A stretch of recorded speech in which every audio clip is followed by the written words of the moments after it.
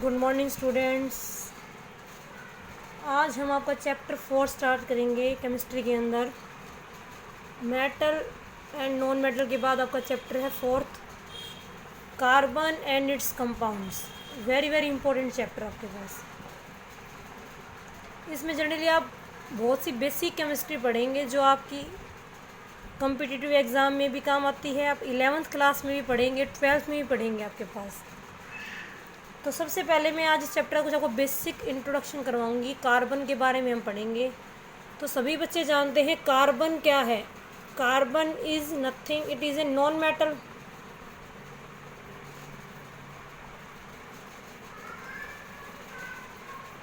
Atomic number कितना होता है कार्बन का?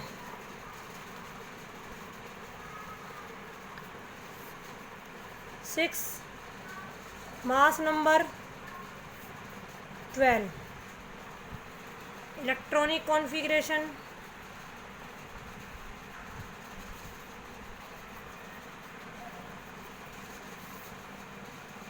2 शेल आपकी Kl। पहले में कितने आएंगे? 2 इलेक्ट्रॉन, दूसरे में 4 इलेक्ट्रॉन आपके पास, 4 इलेक्ट्रॉन।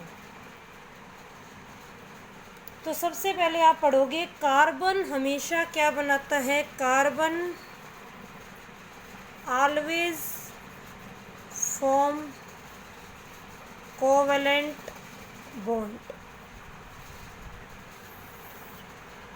तो मैंने आपको पहले चैप्टर में ही पढ़ाया है मेटल नॉन मेटल में कि कोवेलेंट बॉन्ड क्या होता है। The bond which is formed by mutual sharing of electrons between 2 atoms to complete their octet और डुप्लेट। तो कार्बन के आउटर मोस्ट शेल में कितने इलेक्ट्रॉन आपके पास? 4।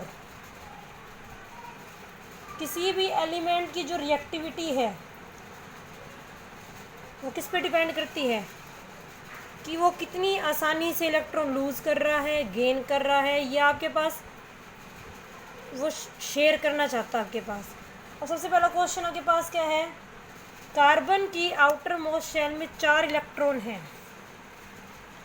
तो कार्बन आपके पास ना तो 4 इलेक्ट्रॉन लूज़ कर सकता है, ना 4 इलेक्ट्रॉन गेन कर सकता है।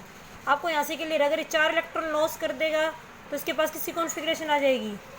हीलियम की, जो आपकी क्या है? Noble gas. अगर ये 4 इलेक्ट्रॉन गेन कर लेगा तो किसकी आ जाएगी? 10 इलेक्ट्रॉन हो जाएंगे, किसकी आ जाएगी? नियोन की।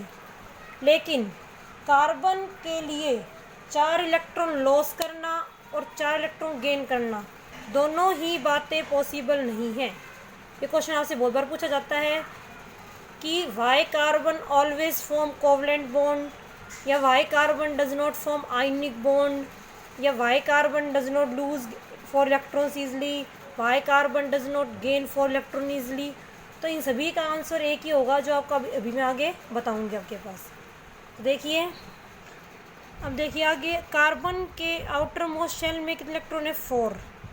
ये इसकी फर्स्ट शेल आपने कॉन्फ़िगरेशन लिखनी सीखी भी आपके पास 9th क्लास में। तो अगर ये 4 इलेक्ट्रॉन लॉस कर देता तो आपके पास क्या बनेगा? C4 positive ion. 4 इलेक्ट्रॉन अगर गेन करता तो आपके पास क्या बनेगा? C4 negative ion. तो C4 पॉजिटिव आयन। तो आपको किसी भी एटम से अगर इलेक्ट्रॉन को बाहर निकालना है तो हमें क्या देनी पड़ती है? उसके लिए एनर्जी देनी पड़ती है। That energy is known as ionisation energy. किसी भी एटम की अगर आउटर मोस्ट शेल से आपको इलेक्ट्रॉन बाहर निकालने हैं तो हमें उसके लिए एनर्जी की रिक्वायरमेंट होती है। तो अगर हमें कार्बन में से 4 इलेक्ट्रॉन बाहर निकालने पड़ेंगे तो हमें यहाँ पर बहुत ज़्यादा लार्ज अमाउंट में क्या देनी पड़ेगी? एनर्जी देनी पड़ेगी, जो ईज़िली अवेलेबल नहीं होती। इसलिए कार्बन क्या करता है? C4 पॉजिटिव आयन नहीं बनाता आपके पास। तो हमें लार्ज अमाउंट में एनर्जी चाहिए जो अवेलेबल नहीं होती, इसलिए C4 पॉजिटिव आयन नहीं बना सकता carbon by losing its 4 valence electron. दूसरी बात, अगर ये 4 इलेक्ट्रॉन गेन करता आपके पास, 4 इलेक्ट्रॉन गेन करेगा आपके पास, तो आप यहाँ पर देखिए न्यूक्लियस के अंदर क्या होते हैं? Neutron plus proton. यहाँ पर अब कितने इलेक्ट्रॉन हो गए? 10। C4 नेगेटिव आयन के अंदर प्रोटॉन तो कितने रहेंगे? 6। इलेक्ट्रॉन कितने हो गए आपके पास? 10। तो 6 प्रोटॉन के लिए 10 इलेक्ट्रॉन को हेल्ड करना क्या होगा आपके पास? मुश्किल होगा। दूसरी बात, जो यहाँ पर ऑलरेडी 4 इलेक्ट्रॉन थे और आपने 4 इलेक्ट्रॉन और बाहर से ऐड किए, तो इलेक्ट्रॉन इलेक्ट्रॉन में क्या होगी, रिपल्शन होगी आपके पास, जिसकी वजह से C4 नेगेटिव आयन क्या होगा आपके पास, नहीं बन सकता आपके पास। यहाँ पर आपके पास क्या होगा, ये अनस्टेबल होगा। That's why carbon does not form C4 positive ion, C4 negative ion. तो ये क्या करता है आपके पास, हमेशा कार्बन क्या करेगा, शेयरिंग करेगा, शेयरिंग करके क्या बनाएगा, कोवलेंट बॉन्ड बनाएगा।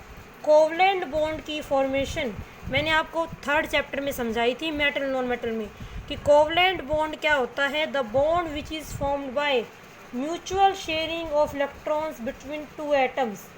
तो कार्बन क्या करता है, अपने इलेक्ट्रॉन दूसरे कार्बन से भी शेयर कर सकता है या किसी दूसरे एलिमेंट से भी शेयर कर सकता है, जैसे हाइड्रोजन से, ऑक्सीजन से। तो कार्बन क्या करता है आपके पास, कोवलेंट बॉन्ड बनाएगा by sharing it's electron. Clear आपको। तो 4 वैलेंस इलेक्ट्रॉन होने की वजह से कार्बन के पास मान लो 4 वैलेंस इलेक्ट्रॉन हैं,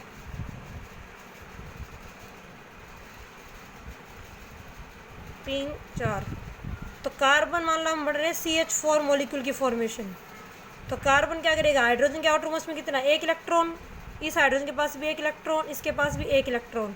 ये मैं सारा आपको 3rd चैप्टर में करवा चुकी हूँ। तो ये क्या करेगा, हाइड्रोजन को 1 इलेक्ट्रॉन चाहिए और कार्बन कितनी चाहिए, 4 इलेक्ट्रॉन। तो कार्बन क्या करेगा, हर एक हाइड्रोजन से 1 इलेक्ट्रॉन शेयर करेगा आपके पास।